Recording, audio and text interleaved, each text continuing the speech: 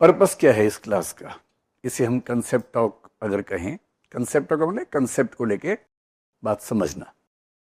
आज के समय में जो इश्यूज बहुत प्रेविलेंट है उनमें से एक है कास्ट सेंसस का, जाति जनगणना, एक है वक्फ वाला।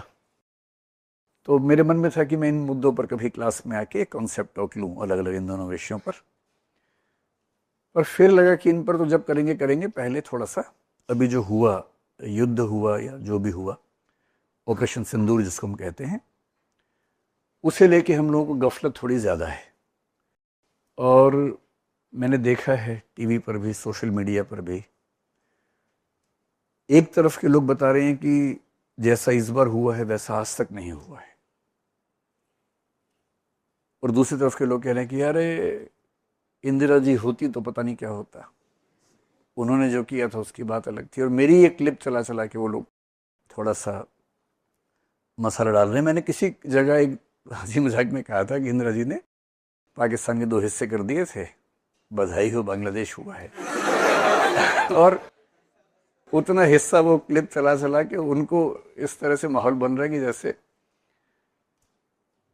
मैं जो समझाना चाह रहा हूं आप लोगों को, क्योंकि आप यूपीएससी के एस्पिरेंट्स हैं, आप ना बीजेपी के प्रवक्ता हैं, ना कांग्रेस के हैं, ना लेफ्ट के हैं, ना राइट के हैं। यूपीएससी के सिलेबस में एक पेपर 4 होता है, पेपर 4 में इथिक्स नाम का एक मतलब पूरा सेगमेंट है। उसमें जो टॉपिक नंबर 3 है, जिसको बोलते हैं एडमिनिस्ट्रेटिव वैल्यूज या सिविल सर्विसेज वैल्यूज, उनमें से एक वैल्यू का नाम है नॉन पार्टिजनशिप, राजनीतिक गैर तरफदारी। एक शब्द है ऑब्जेक्टिविटी, एक है न्यूट्रलिटी, एक है इम्पार्शियलिटी। वस्तुनिष्ठता यानी ऑब्जेक्टिविटी, न्यूट्रलिटी है तटस्थता, इम्पार्शियलिटी है निष्पक्षता, और नॉन पार्टिजनशिप को बोलते हैं राजनीतिक गैर तरफदारी। इसका मतलब ये चारों वैल्यूज एक साथ पढ़ते हैं हम लोग क्लास में। इसका मतलब है कि सिविल सर्वेंट को या एक होने वाले सिविल सर्वेंट को किसी पार्टी के मेंबर की हैसियत से नहीं सोचना है, एक देश के सिविल प्रशासक और एक समझदार नागरिक की हैसियत से सोचना है। तो सोशल मीडिया पे हल्ला मचता रहेगा कि इंदिरा जी होती तो ये होता, मोदी जी कुछ नहीं कर पाए। उधर वाले कहेंगे मोदी जी उस समय होते तो पता नहीं क्या होता, आज तो ये था, परिस्थितियां ऐसी थी। मैं आपको आज ये समझाना चाह रहा हूं थोड़ा सा विस्तार में कि राष्ट्रीय मुद्दों पर, युद्ध जैसे मुद्दों पर एक बेसिक स्टैंड हमारा ये होना चाहिए कि हम अपने देश के साथ खड़े हैं, पूरा कमर कस के खड़े हैं, कोई किंतु परंतु नहीं करना है जनरली। और जब कोई बहुत आपको ऑब्जेक्शनेबल बात लगे तो उसको विनम्र तरीके से सही मंच पर एक प्रश्न के रूप में, न कि सरकाज़म के रूप में, न कि व्यंग्य के रूप में, न कि चोट के रूप में रखना चाहिए। और मैं आपको आज जो समझाना चाह रहा हूं, आप मुझसे सवाल पूछ सकते हैं।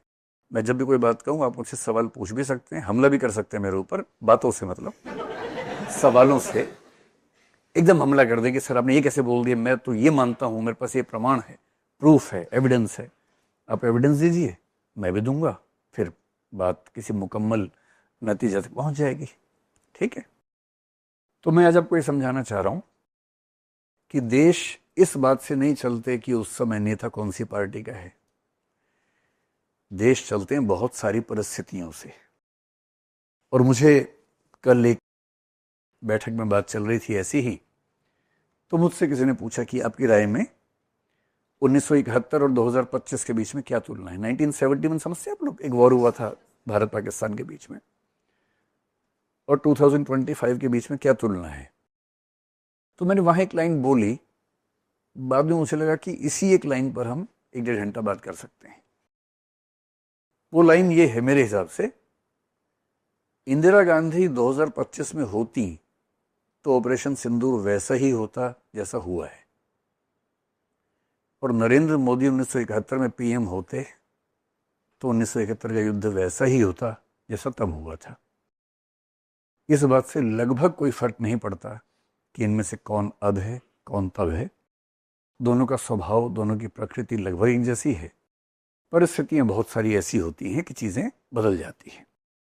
पर यह बात समझने के लिए हमें एक बार, मुझे नहीं पता आप किस पार्टी को फॉलो करते हो सकता है आप में से कुछ लोग बीजेपी वाले हों, कुछ कांग्रेस वाले हों, हैं तो हैं, मुझे क्या फर्क पड़ता है।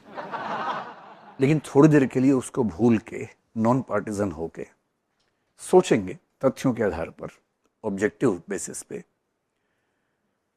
और मैं एक बात का बड़ा समर्थक हूं कि कम से कम सोचते समय हमें उन सब चीज़ों से मुक्त रहना चाहिए कि हमारे चाहने वाले किस विचारधारा को मानते हैं। तटस्थ होकर सोचना है।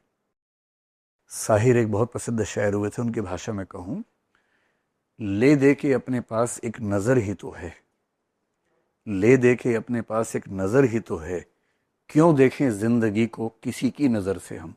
मैं किसी और की नज़र से क्यों देखूंगा भाई? हम क्या मूर्ख हैं, हम क्या बेवकूफ़ हैं? मैं समझ नहीं आता।